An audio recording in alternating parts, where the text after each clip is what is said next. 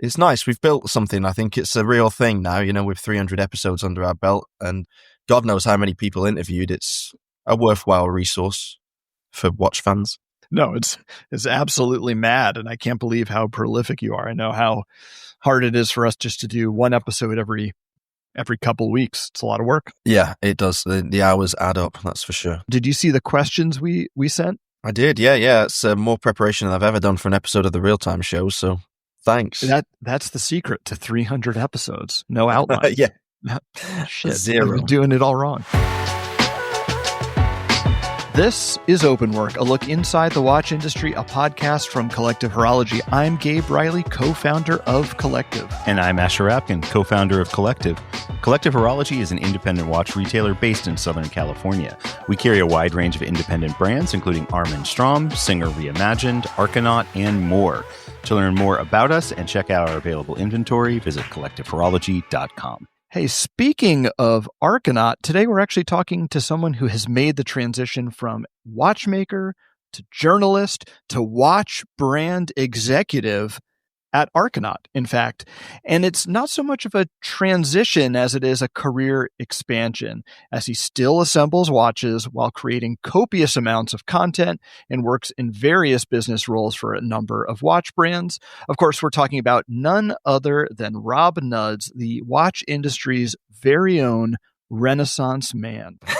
That's a new one. I like that. The Renaissance man. Wow. Renaissance. That's probably a bit more flattering than some of your other nicknames. But speaking of flattering, Asher's got a nice intro for you. Rob is a trained British watchmaker educated at the Manchester School of Horology who began his career at the bench servicing mechanical watches before moving into commercial roles within the industry. He transitioned into watch media as an editor and contributor at Fratello, which we love, where his technical literacy helped shape product reviews and coverage. And he later joined Danish independent brand Arcanaut as the head of brand development. Rob is also the co-founder and co-host of the RealTime show, along with our mutual friend, Alon Ben-Joseph. And in fact, Rob and Alon have just unveiled the RealTime show's latest collaboration with Norwegian independent brand Strom, which I'm sure we will cover on this show. But before we even get to that, Rob, it has been way too long for us to say this. Welcome to Open Work. Happy to have you. I'm happy to be here. I'm absolutely thrilled. It's my favorite watchmaking podcast. Even maybe more so than the RealTime show, because you guys are absolute professionals. What you've done over 55 episodes now is incredible. It's a great insight into the actual workings of the industry. It couldn't have a better name, to be honest, because you really do open up the industry to people who don't work behind the scenes like you do. And I take a lot from it. I really, really enjoy the content. And so I hope that I don't bring the average quality down too much by being on air myself. No, absolutely not. In fact, you have been a valuable source for us behind the scenes. You've been helpful, not to out you here, but with a lot of information on background over the years that has shaped how we think about and how we talk about the inner workings of the industry. And I think, look, this is shocking. 55 episodes in, I think you're the first proper watchmaker we've had on this show. I guess Josh Shapiro has been on as well, but you're more traditionally trained. Josh is effectively self-taught, and you're a journeyman of the industry. So long overdue in that respect too. We need more watchmakers on this show. And speaking of which, why don't we start there? I mean, I think most people who are familiar with you are going to think of you from the RealTime show, from Fratello, or your roles at Arcanaut and work you've done with some other brands. But really, at its heart, you are a watchmaker. How in the heck did you get started as a watchmaker? Give us a little bit of your CV there, because I think it's going to be helpful for understanding all of the other things you do and your take on the industry more broadly. Well, I very much enjoyed Ash's intro. I don't know whether he wrote that himself, but just to clarify a couple of things, I was actually born in Ireland in 1985. I do have a British passport, but I don't think I've ever used it. So I tend to describe myself as Irish, despite the accent and my cultural behavior. And my career didn't actually start as a watchmaker. I started in retail when I was 17, working for H. Samuels in the centre of Manchester. And I was just coincidentally put on the watch department. They sold all sorts of things like affordable jewelry and ornaments and whatnot. And they had watches and sunglasses, and I was on that side of the shop. So I became obsessed with watches. I got my first I would say, nice watch when I was around 18 or 19. I think my girlfriend at the time bought it for me. It was a police watch, so it wasn't the kind of watches that I'm used to collecting now, but I thought it was the coolest thing since sliced bread when I got it. Like the band Police, or No, like that police officers. Like police sunglasses. I don't even know if the brand is really still around anymore. I know what you're talking about. Yeah, it's very, very, very upscale. Extremely upscale. Yeah, it didn't foreshadow what was to come at all, but I loved it, and the passion was stoked thereafter. So I stayed with H. Samuels part-time throughout university, where I did a degree in archaeological science, oddly enough. I knew at the time that I wanted to be a writer, and I just thought I was trying to expand my knowledge by doing a totally random academic degree that just happened to be first in the prospectus. So there was that. And then after I graduated, I had already committed myself to pursuing a career at the bench, and I applied for sponsorship at the British School of Watchmaking, which is coincidentally in Manchester, where I grew up. And eventually, after a couple of years of applying, during which time I went to work at the Swatch store on Market Street in Manchester to get access to the HR contacts of SG UK, I did get sponsorship from the Swatch Group, and I did my apprenticeship over the next 2 years, and then I went down to Southampton and worked for Omega at the bench primarily for the next 3 years before moving to Bremont for a year and working there mostly on chronographs in Henley-on-Thames. And it was at that time that I started my media career, so that was 2015, and that was with a blog to watch, actually. I worked there for a year very intensely. I did, I think, 134 articles in my first year, and then I got plucked from the bench by Nomos Glassiter that gave me the role as initially head of the UK and Ireland sales, and then that expanded over the next few years. It's interesting. A blog to watch has started a lot of careers. It's launched many careers. I mean, you perhaps most notably, but our mutual friend James Stacey got his start writing there as well, and we know a number of other folks who have. We know some watch company CEOs that started at a blog to watch. What is it about a blog to watch that has made it such a training ground for so many watch journalists? That's a really good question. I think the answer is quite simple. It's Ariel himself. He is willing to give a chance to new voices and people with different perspectives, and he's very, I don't know what's the word, committed to his vision of what watch media should be. And part of that is developing these genuine voices that sometimes come out of left field. Although, to be fair, given the fact I'm a watchmaker, I probably come out of the most center field position possible. It's just not very common for watchmakers to move into media. So I'm really curious to explore that a little bit, because you're right. You come with practical knowledge of not only how watches are made, but how they operate, like the actual function of watches. And a lot of us who sell watches and who write about them, we have a passion and understanding, to be sure, but there's a big difference between understanding something and then actually doing it. So I'm curious, when you look at the work that you've done, either the writing that you've done in the media world, or you look at other people in that space, how does being a watchmaker impact how you approach writing about watches? And how does being a watchmaker impact how you metabolize how other people write about watches? So I'm curious, not just how you approach it, but also when you read an article, what stands out to you as somebody having an informed point of view or educating you about something about a watch versus when you feel that you are being sold to, for example? So again, it's a great question, and I think my answer may go in a direction that you don't expect. I actually am more of a storyteller than I am a nuts and bolts technical guy when it comes to the articles that I write. I'm hugely interested in the emotional connection that we have with watches. The advantage I have is that things are very easy for me to understand because I know them intimately. So I don't really get tied up with the actual horology of it too much because I know what to pick out from a press release and what to ignore. And, I know also that if you're writing about a watch from a position of less experience, maybe you're a jobbing writer or you're more of a journalist than a watch critic, as I guess I would more likely qualify as, it's often the case that you'll regurgitate a press release. You'll just rewrite the press release with all of that information in your own words. And I know that there's going to be 100 articles on every single watch release out there that almost always say exactly the same thing. So I try and like take a more advanced position on it where I have my analysis, which is rarely, to be honest, to do with the horological integrity of a watch, because there oftentimes isn't actually that much to say about the bulk of the watches that we're covering.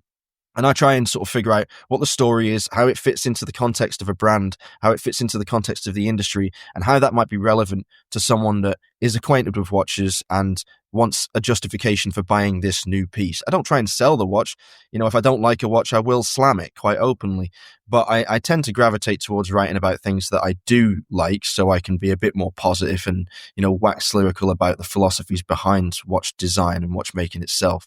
So yeah, I would say that, surprisingly, maybe because I am technically minded, I don't get too into the weeds with the technical stuff when I'm writing. I remember a couple of years ago, I was talking to you about a watch I really loved, and you had a different point of view on it, which was you understood kind of the merits of the watch on the horology or the watchmaking of it. And I mentioned the watch to you, and the first thing out of your mouth, and this is a watch that a brand we haven't mentioned on this podcast created. It was a limited edition. I was like, oh, I really love that. And you're like, yeah, that's a $5 dial. And here I was thinking to myself that this was some watch with a very special and cool dial, and you just took the piss right out. So look, when you mentioned that when you read a press release, you're able to sort of pick out and ignore some of the details that you know are BS or you know don't really have much merit. Since a lot of people read press releases in one form or another, because frankly, as a lot of people have criticized watch media, a lot of watch media just regurgitates press releases. I'm wondering if you could give us and the audience some tips on, like, what are some of those common things you've learned to ignore or pick out of press releases and watch media? What are some of the things that get called out or praised or highlighted from a product standpoint that really just don't mean much of anything, but you see them time and time again and end up kind of picking those things out and ignoring them? Yeah, I think that BS is the word. There's a lot of it in press releases, and you can tell when a press release has been written by a marketing department that is disconnected from the product development, and when it's been written by the product developer or the watchmaker themselves. I would say that you should have a high tolerance for flowery, expressive language in watch media. There are certain buzz words or buzz terms that I'm guilty of using as well. I'm even guilty of inventing a few of them over the years. Because, you know, when you've written thousands of articles about watches, as I have, you sort of get into a groove eventually where you have your own, like, calling cards, as it were. One of my colleagues at Arcanaut actually made a Rob GPT to write captions for our Instagram, and it was incredibly effective. And I was a bit skeptical about using it at first, but it sounded pretty much just like me, like BS and all. And then I went and wrote an article in the old school way, not on a typewriter, on a regular laptop, and sent it to my colleagues at Arcanaut, and they were like, oh, did you use the GPT? And I was like, no, that's actually me writing, you know. So you've got to have a degree of tolerance for people using these terms and, you know, presenting things in certain ways, because at the end of the day, we're talking about things that are incredibly similar to one another in terms of their construction and layout and necessary components. Like, almost every watch has a dial, or it has the absence of a dial, which amounts to the same thing.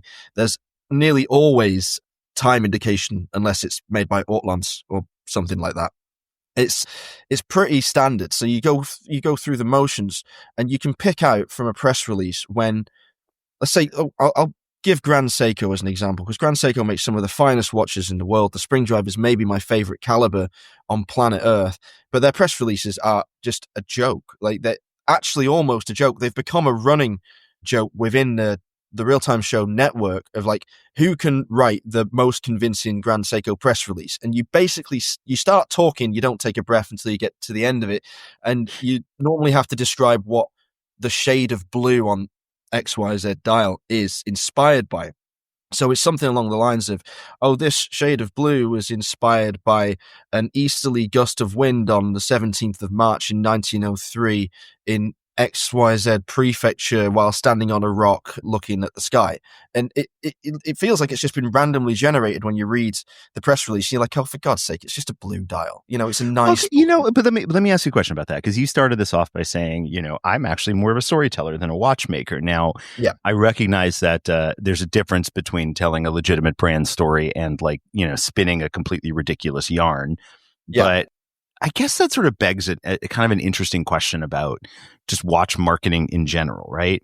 I mean, I think I've mentioned in the past that sometimes watch designs can be a little too clever for their own good. And Lord knows, in our experiments with, in our experience with making collaborative watches, we've certainly, tripped over ourselves on that several times. And I'm just curious, do you think that the reason, and I suppose it's a rhetorical question, but do you think the reason that Grand Seiko leans so hard into that is because they fundamentally believe it, or because they feel that simply saying, this new case, this new execution of a dial in this case format is blue just isn't compelling enough, and they're trying to compensate? Like when we're talking to people about selling a watch, so much of it often is not just about what the watch is, but how it makes you feel.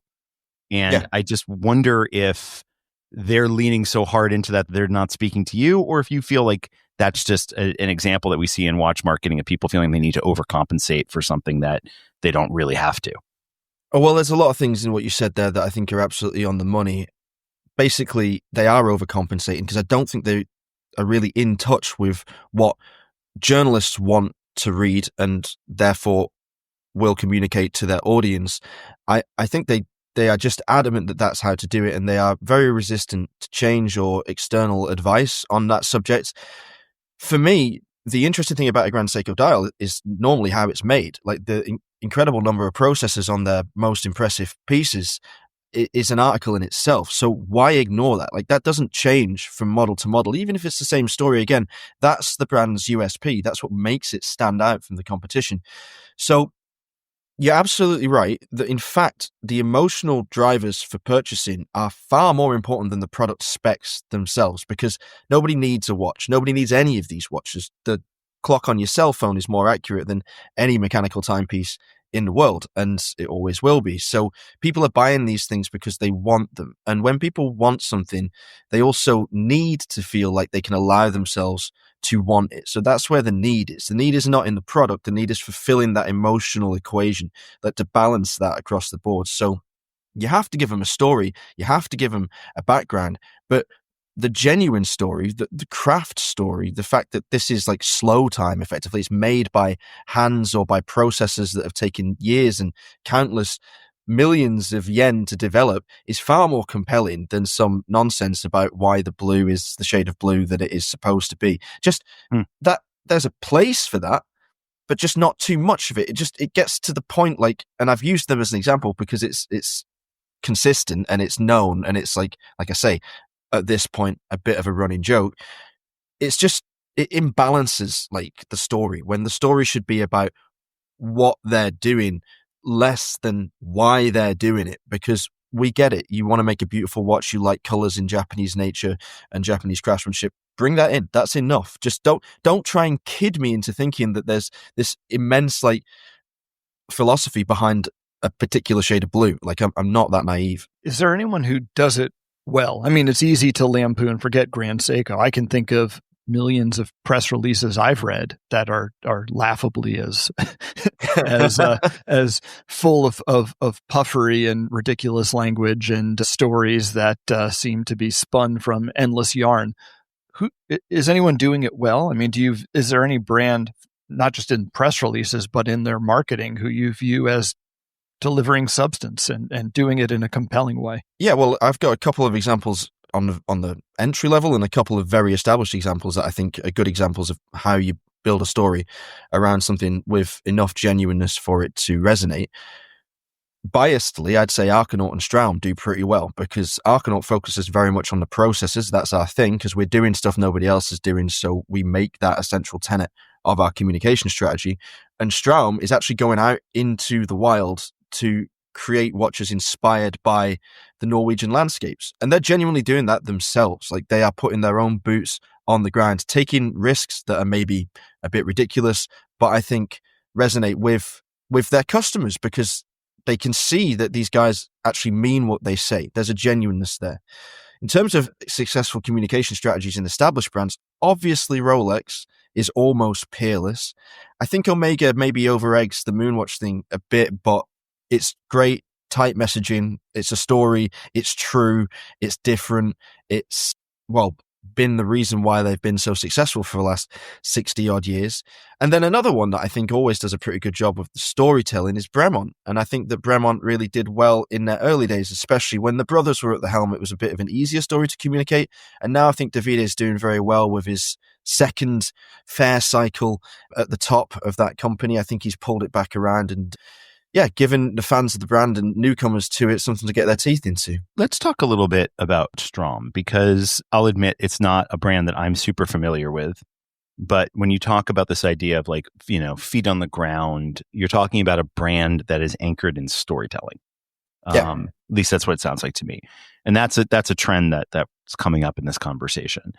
So brand is a loaded word for a lot of people in the watch world. Some people really believe very strongly in the power of brand. I'm one of them. Some people are really turned off by the idea of having a brand. There are a lot of watchmakers out there that will insist that they are a manufacturer, they are an artist, they are a creator, they're anything but a brand.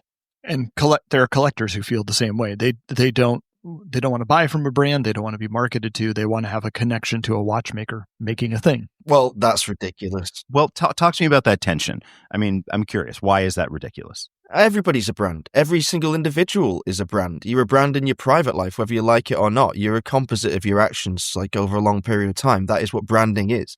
Like, a clear brand communication is remaining on message, like, with a particular goal. That's like, well, branding 101. You know, you need to know what you're doing, and then you need to do it well. You need to do it over and over again. You never get tired of hammering the same party lines. It seems moronic sometimes. You're like, oh God, do we have to tell this message over and over again? Aren't the people bored of hearing this? But the thing is, like, people rarely make impulse buys in the watchmaking industry. They have to encounter your product multiple times, multiple different fora around the world, in shops, online, by word of mouth, talking to their friends before they make a decision to buy something from you. And you have to make sure that your message is consistent through all of those things. And if you say to somebody, we're not a brand, we're a manufacturer, that's branding. That is what you're branding yourself as. You cannot get away from it. It's literally impossible. And I do mean literally impossible to get away from branding. You can style it however you want. You can use your own nomenclature, and I'm sure people do with great success. But it doesn't take away from the fact that at the end of the day, it amounts to the same thing. So you might as well at least know that, even if you want to go out there in front of your audience and say, we're not a brand, we're a manufacturer, or we're artisans, or blah, blah, blah. But know that behind the scenes that is your brand and that is what you're selling. Why, if you made an argument the other way around, because Gabe often talks about brand being a promise or brand is a promise made to a customer, etc. And you're talking about it as reflective of the actions of a particular entity or person or organization. I find that really fascinating. Do you feel like you've talked about Grand Seiko? You mentioned Strom as well in this instance, where the actions really align with the product. I'm curious if you can offer up two more examples from your experience of a brand that you feel is very closely aligned. Their product is perfectly aligned with their product. And I'm also just curious, is there anyone out there where you like the product, but the brand is completely dissociated from them? Because I have a thought about that, and I'm curious what you think. That's a good one. I'll address the first question first, and then I'll have to think about the second one a little more, because that's a tough one, but very interesting. I think Fortis is another great example of a brand whose products are entirely in line with its goal. And since Jupp Philip took over the company, it was probably about 8 years ago now, he's managed to really get a handle on their product lineup. And they've got a great team, a small team working out of Grenchen, but a really dedicated, passionate team. When he took over the company, he kept all the existing employees, so there was a great continuity, but he gave them the agency to go out and refine, to redefine what a tool watch was, and created these pillars that the brand now exists upon. So there's the Fliegers, there's the Marine Masters, there's the Novanaut, which is the space Space Traveler watch, and then there's the Stratoliner. Those are cool. That's my favorite. I've got one of the standard ones. I absolutely love it. I've got a Marine Master M40 as well, which is surprisingly gorgeous. The manufacturing of Fortis cases is next level. They do not talk about that enough, but the products, when you get them in hand, exude quality. And for clarity for those listening, this is a brand that you work with. Yeah, I have worked with them for a long time. I worked very closely with them when I was at Fratello, and I was almost like the de facto Fortis correspondent, and I was with them in the Arctic 2 years in a row when they first launched 13 movements into the stratosphere on a stratospheric balloon, which we launched from the S-Range, which is a Swedish space corporation about 40 kilometers north of Kiruna in Sweden. And then we blew up the balloon and it landed in Finland, which was really funny. So we had to take a helicopter out to Finland to go and find it. And it was stuck on top of a tree, which was a bit annoying, but, made for good content. Let's put it that way. The tree wasn't too happy about it, but we thought it was funny.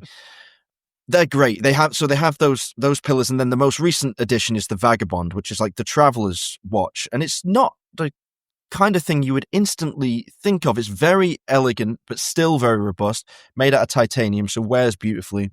Has a lovely little touch on the 24-hour ring on the dial, which is made out of gold, 18 karat, white gold, I believe it's 18 karat, because home time is the most precious time. And I love that. That's a nice little bit of storytelling reflected in the product. Everything for me is in alignment there. And yeah, so for absolute transparency, I do still work with Fortis now in a retail consultancy role. I just sort of step in every now and then to help them out when they need more feet on the ground.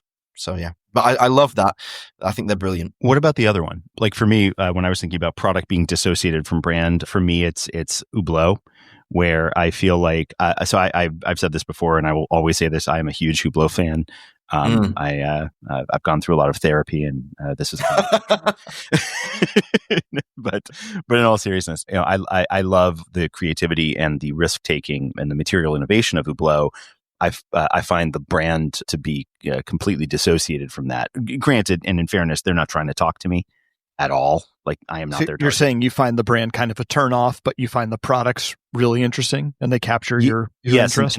Exactly. And the reason that I find the brand to turn off is that the way that it expresses its brand values don't seem to actually reflect in the product. Like that, like it definitely, it's kind of like Stone Island, right? Where it's like the people who wear the product and the way that it's communicated are just like not aligned.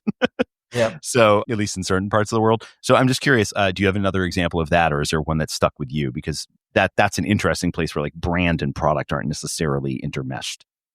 I think that is a superb example, and I have thought of another one while you were talking, but I have to commend you on that choice because I feel exactly the same. I'm a huge fan of Hublot's products, but I am not a rapper or a footballer as much as I would like to have been.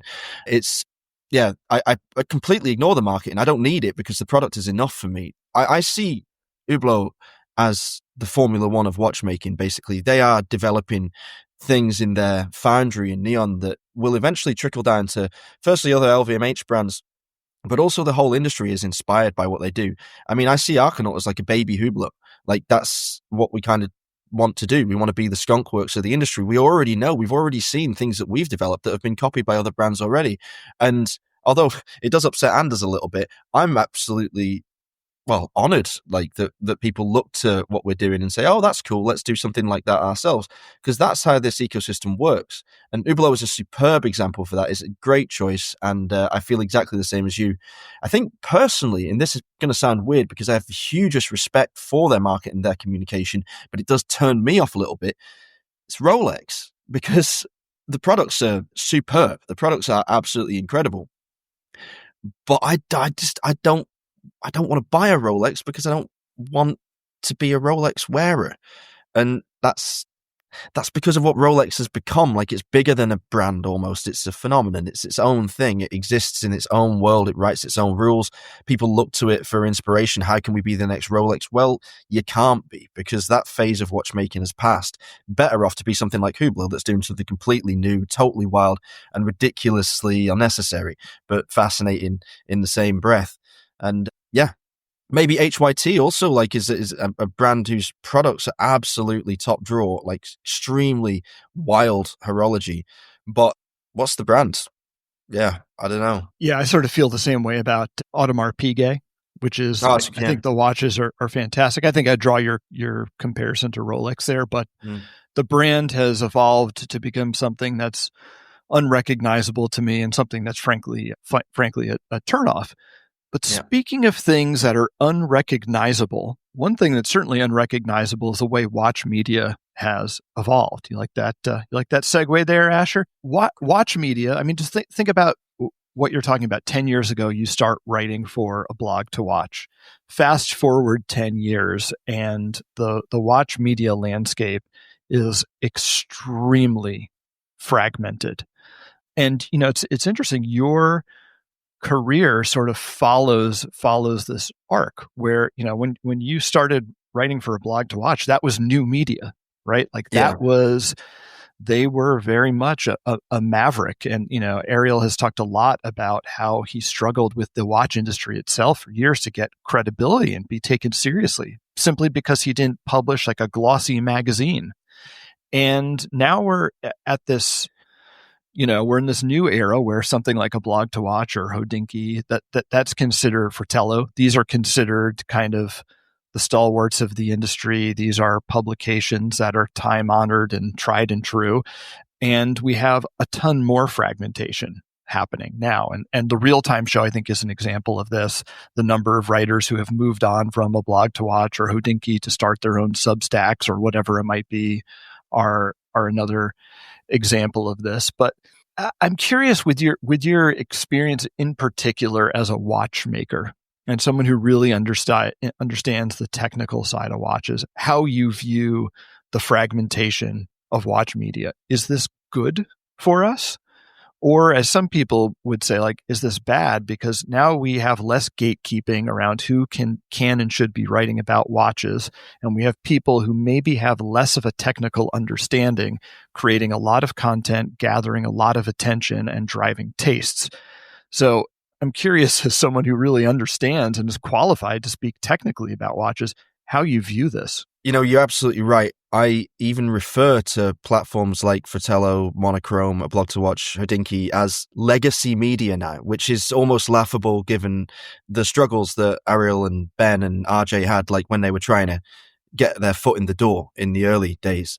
It happened very quickly where it went from blogs being seen as this sort of faddy, like trendy thing that, the conservative industry of watchmaking would never stoop to involve itself with, to them being like these bastions of sense and of knowledge and of experience. And you're absolutely right that there's been a bit of a brain drain from some of the major platforms. I mean, I know like Jack Forster, Tony Trainer, Chris Hall, some of the greatest writers of my generation have now got their Substacks and their own private followings that they cultivated through their exposure on bigger platforms previously. I think that is really, really good, actually. But it is very hard for a consumer to know what to trust and maybe to find the really good stuff, because those guys, the guys with the real experience, years and years and years of writing under the belt with thousands of watches having passed through their hands, they can offer like the true insights. They have great technical understanding, as good as mine. It doesn't matter that like I can actually pick up the tweezers and do it. Those guys know these watches inside out as well. Like, you'd never find me correcting them on something. It's just not going to happen. They've done the work basically, and they've spent thousands of hours researching this whole industry, so they know what they're talking about. If you follow them from media to their fragmented channels, as I hope some people followed me from Fratello to the RealTime show, then you're in a good spot because you're directly connected now with someone who you can trust and someone whose insights are valuable. And I hope don't ever make someone's decision for them 100%, but at least add some reasoning to their thought process. The difficulty that we face really is with the explosion of social media and lifestyle influencing is for less informed consumers getting access to that somewhat hidden expertise. You're going to see thousands of watches every day on Instagram, certainly if your algorithm is as finely tuned as mine is, from people that haven't got a clue what they've got on their wrist. It's just a pretty watch that some brand has sent them. If you want to see how the whole industry is shifting towards acceptance of this kind of market now, just look at the invite list for Dubai Watch Week this time around. The focus on influencers and content creators, which is still like new media for the watch industry, is massive. Legacy media has been somewhat shelved for that. And I think that's really dangerous. I think that you can have the lifestyle influencers existing within this world as long as we still have access to legacy media. Like the tent gets bigger, and it's not something that ends up excluding the legacy media. I guess the question I have about that is, you started this talking about how challenging it is to work with communications people in the industry. So, PR professionals who write these flowery, nonsensical press releases. I mean, does the proliferation of social media and these social media lifestyle influencers mean that actually what's happening is the PR drip is getting worse because no one is thinking about, let's explain the substance of how this dial is actually made or this case is actually made. Let's think about how someone talks about this in a 15-second video. I mean, is this making the industry actually get worse at the thing we started by saying we want them to do a little bit better at? It's maybe creating an entirely new environment. We've seen more new brands explode in the last 5 years than I think we probably saw in the 30 years prior to that. There's access now to manufacturers in the Far East that can turn around an idea from sketches very quickly into a physical product. I think that the huge amount of noise that's coming out of the whole watch media landscape that is, as you say, is larger, much, much larger, is difficult to wade through. And it seems to make people much more opportunistic, much more trend ready. And I'm not saying the big brands are really like falling in line with this because they're very slow to move and very slow to act, generally speaking. But it is resulting in a lot of have-a-go heroes popping up with like a product that will sell for a few months and then like kind of drop off the edge of the earth because it was just capitalizing on one particular moment in the industry. And I don't think that is healthy. No, I don't think that's good for the industry. I don't think it's sustainable. I think it's interesting that we have so much diversity in an entry-level bracket now. But I think if I were a consumer buying watches in that bracket, I would probably hold on to my cash until a brand had been around for a good few years and established itself and laid down some deep foundations that I could trust. So yeah, it has its advantages, it has its disadvantages. I think like when it comes to high-end horology, it's not so great because you do need a lot more time to explain those products, and consumers need a lot more time to dwell on a purchase that's going to be 5 or 6 figures rather than just impulse buying something on Kickstarter. But yeah, it's tough. I wouldn't like to be coming to the industry cold right now, to be honest, because I'm not sure where I would even start. Yeah, it's funny. I was at a watch show a couple of years ago. Asher will remember this, and an industry executive I knew from a different brand came up to me to show me some watches from this new brand he was starting, and he wanted to show me the watches. And the products he showed me played right into a trend that is a big trend right now: small shaped dress watches with stone dials. And by the way, there's nothing wrong with small dress watches, shaped watches with stone dials. They're cool. I love them. But what disturbed me about this was how cynical of a move this was on behalf of this executive, because he said to me, look at this new brand I'm starting. This is exactly the right product for the time. In other words, I'm creating an entire brand here to play on a trend. And it just came across as, the watches were pretty, but it came across as incredibly cynical and not something that would necessarily stand the test of the time if the entire reason for being for this brand was to play into a fad. And that's even worse than, what happens to a press release in the era of social media trends and 15-second videos. I mean, this goes straight to the heart of products and a brand and contributing to what is an increasingly difficult, forget media landscape to navigate if you're a consumer. It's a landscape of brands and products. Yeah, it's an interesting point. And then I want to pull all this together with a question back to you, Rob. But I think about this in the context, both in the fragmentation of the watch media industry and the I'm going to borrow your phrase because I love this now, have a go heroes. It's amazing. I struggle a lot, and I always have struggled with the idea of like influencers being a trusted source for marketers.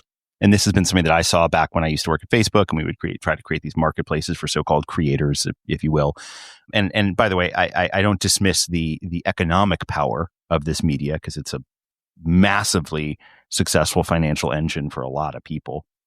But ultimately, I struggle because when we look at something like traditional watch media, people came to it either with a knowledge base in watchmaking, a experience in journalism, the fundamental ability to write, generally speaking, not everybody, but like, come to it from all of these different angles.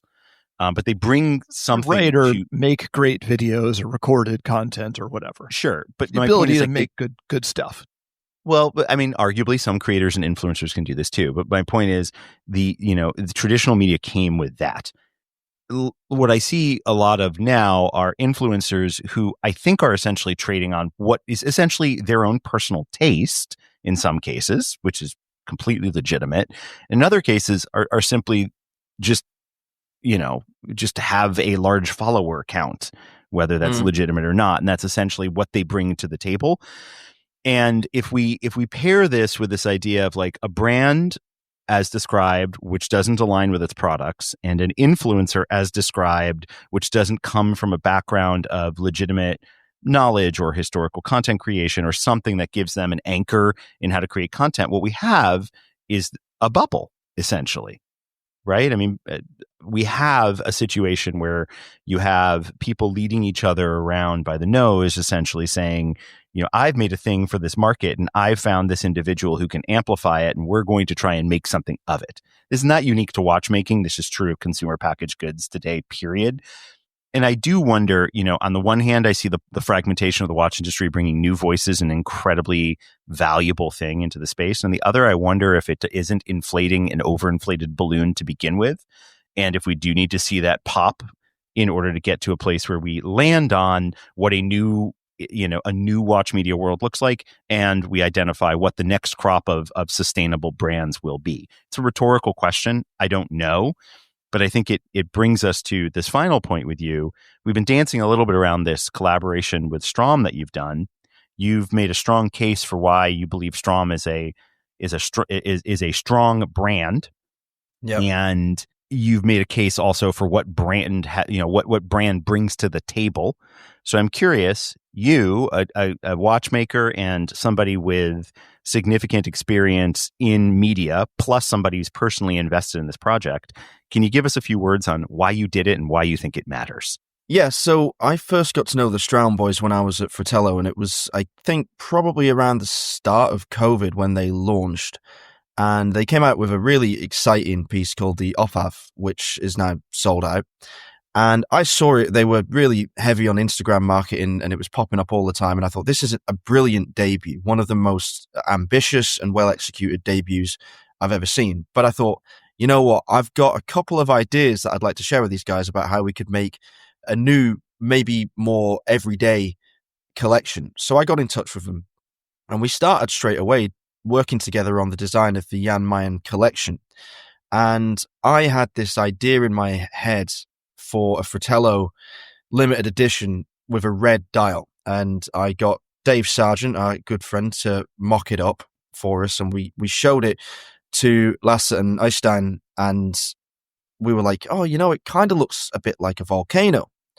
And I said, are there any volcanoes in Norway that we could visit, and build this project around, go and actually take a picture of the crater, use those contours on the dial itself, so watches inspired by and designed for the true Norwegian landscape. So it had to fulfill this remit of being a very robust, rugged, comfortable tool watch that could survive in extreme conditions, but it also had to reflect those conditions in its aesthetics. That was the core of the brand, and that is its continued ethos, and something I really buy into, because we actually went out there and explored. And the guys came back to me and said, well, yeah, there is actually an active volcano in Norway, technically, but it's on an island. We might have to sail there.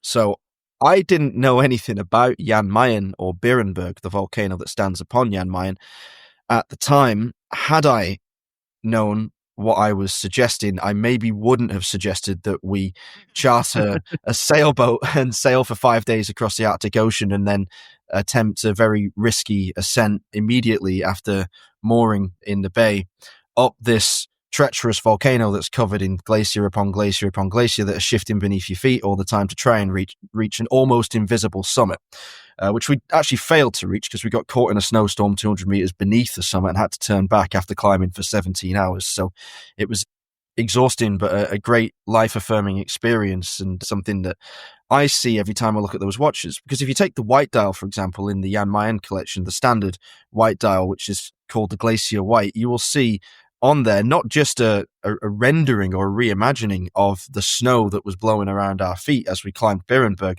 but actually like an image that has been converted into a 3D pattern for the dial. So we really did take these textures and these patterns that we saw and deployed them on the watches.